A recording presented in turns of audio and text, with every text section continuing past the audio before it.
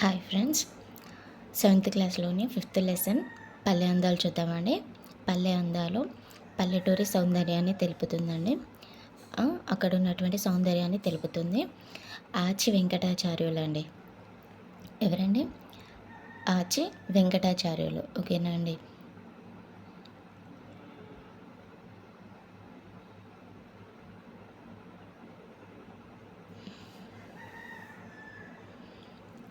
ఆచి వెంకటాచార్యులు పల్లె అందాల యొక్క కవి అండి. 1914, 1985 అండి. ఓకేనా. కవి శిఖామణి. ఓకేనా అండి. కవి శిఖామణి అని పేరు అండి.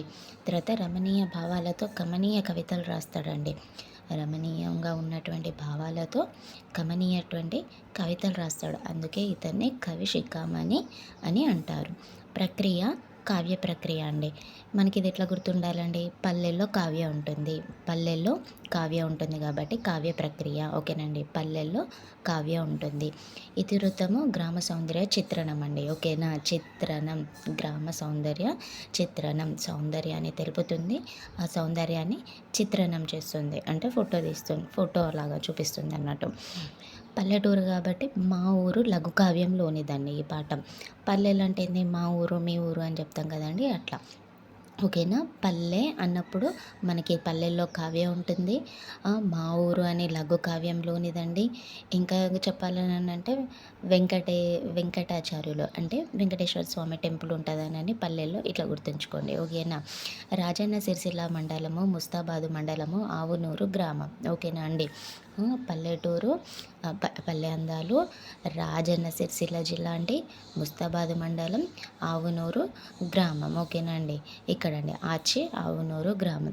రచనలు ఆండాల్ బుర్ర కథ, రాగమాల, మా ఊరు. ఇది మా ఊరు అనేది ఏకశ్వాస ప్రబంధం అండి. ఓకేనా. అంటే మా ఊరు అని మనమే చెప్పుకుంటాం కాబట్టి అది ఏకం, ఒకటే అని అన్నట్టు ఇట్లా గుర్తుంచుకోవాలి. ఓకేనా అండి. ఒక్కటే మా ఊరే, మా ఊరు నా ఊరు అని చెప్తాం కదండి, అట్లా. అంటే ఒక్కటే ఏకం అన్నట్టు అట్లా గుర్తుంచుకోవాలి. తర్వాత పండిత వంశానికి చెందినవాడు. ఓకేనా అండి. పల్లె వెంకటాచార్యులు పండిత వంశానికి చెందినవాడు. ఏమేమి రాశాడండి? ఆండాల్ బుర్ర కథ, రాగమాల. ఓకేనా అండి. రచనలు ఆండాల్ బుర్ర కథ, రాగమాల, మా ఊరు, ఏకశ్వాస ప్రబంధం, పండిత వంశానికి చెందినవాడు. ఓకేనా అండి. నెక్స్ట్ ఇక్కడ ఉన్నటువంటి గ్రామర్ చూస్తే ఇత్వ సంధి అండి. ఒకసారి సంధి జరిగితే దాన్ని నిత్యం అంటామండి. సంధి జరగకపోతే ఈ నిషేధము అంటామండి. సంధి జరుగుతుంది, జరగదు అంటే వైకల్పికం అని అంటాం, లేకపోతే వికల్పము అని అంటాం. ఓకేనా అండి. ఎస్. ఒక్క నిమిషం అండి. ఇక్కడ ఇట్లా గుర్తుంచుకోవచ్చు. ఈవై అబ్బా, ఉన్ని. ఓకేనా అండి. ఉన్ని అని మనకు గుర్తుంటే ఉత్త సంధి వచ్చినప్పుడు నిత్యం జరుగుతుందండి. ఓకేనా అండి. అత్త సంధి వచ్చినప్పుడు బహుళకం వస్తుందండి. ఓకేనా అండి. అత్త సంధి వచ్చినప్పుడు బహుళకం వస్తుందండి. అబ్బా, ఉన్ని.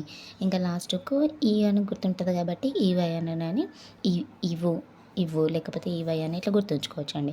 ఇత్త సంధి వచ్చినప్పుడు వైకల్పికం అండి, అత్త సంధి వచ్చినప్పుడు బహుళకం అండి, ఉత్త సంధి వచ్చినప్పుడు నిత్యం అండి. ఓకేనా.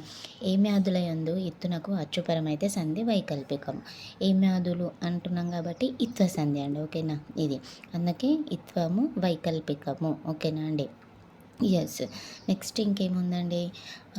ఉప్పుల మల్సూరు ఉందండి.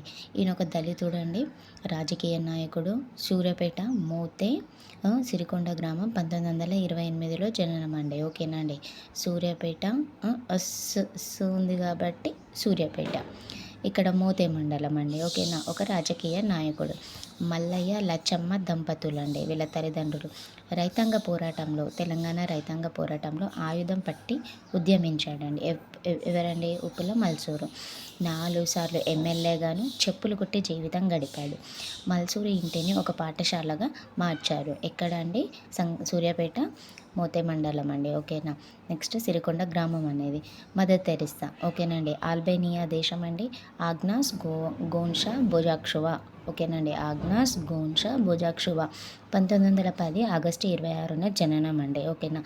కలకత్తాలో మిషనరీ ఆఫ్ చారిటీని స్థాపించింది. 1979, 80, 97. 79లో నోబెల్ ఓకేనా అండి. ఇక్కడ 9 నోబెల్, 80 భారతరత్న. ఓకేనా అండి. భారతరత్న. 97లో మరణం అండి. ఓకేనా. నెక్స్ట్ మల్లినాథ సూరండి. కాశీకి వెళ్ళి 19 శాస్త్రాలను అధ్యయనం చేశాడండి. 19 శాస్త్రాలను అధ్యయనం చేశాడు. మల్లినాథ మెదక్ జిల్లా కొల్చారం గ్రామం. ఓకేనండి. మెదక్ జిల్లా కొల్చారం గ్రామం. బిరుదు వాక్యాన చక్రవర్తి అండి. ఓకేనా. మళ్ళీ చాలా మాట్లాడతాడు కాబట్టి వాక్యాన చక్రవర్తి అని బిరుదునిచ్చాడు. 19 శాస్త్రాలను అధ్యయనం చేసాడు కాబట్టి ఎక్కువ మాట్లాడతాడు అని ఇట్లా గుర్తుంచుకోవాలండి. ఓకేనా. నెక్స్ట్ కాళిదాసు రచన. కాళిదాసు సంజీవని వాక్య.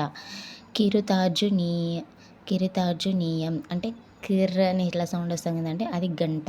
గంట ఉంటే సౌండ్ వస్తుందని గుర్తుంచుకోండి. కిరుతార్జనీయం కిర్ అని సౌండ్ వస్తుంది. నెక్స్ట్ అండి శిశుపాల వధ. శిశుపాల వధ అంటే సర్వంకష. ఓకేనండి. శిశువు అంటే సర్వం. ఓకేనండి. శిశువు సర్వం.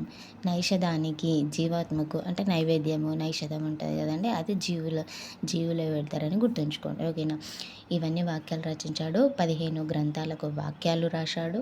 వాక్యాన చక్రవర్తి అని బిరుదండి. 19 శాస్త్రాలను అధ్యయనం చేశాడు. గ్రంథాలను వాక్యాన చక్రవర్తి అని బిరుదు. 15 గ్రంథాలకు వాక్యాలు రాశాడు.